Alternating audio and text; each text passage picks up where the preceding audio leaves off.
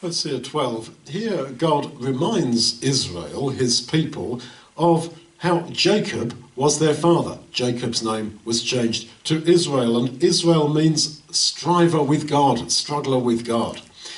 He says about Jacob, in his maturity, in his spiritual maturity, he had power with God. He struggled with the angel and prevailed. He wept and made supplication to him.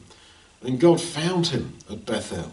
And there he spoke with us. In other words, that whole picture of Jacob struggling that night with the angel until the angel disables him, but he clings to the angel and begs him with tears and won't let the angel go. Please bless me. There God spoke with us. There we see ourselves. We are the Israel of God. And what does Israel mean? Struggler, striver with God.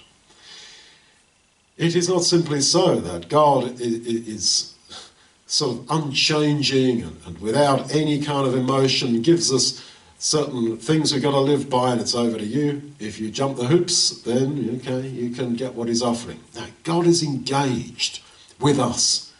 He wants dialogue with us. He wants intimacy with us.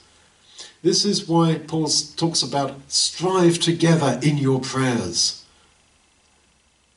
He is open to persuasion, to the point that as Jacob wrestled with the angel all night, that became the picture of man in his spiritual maturity in relationship with God. As you get to know God, I'm not saying you get kind of rougher with each other, but the intimacy means that, the dialogue is more open. It is not simply a case of obedience, and obedience is king.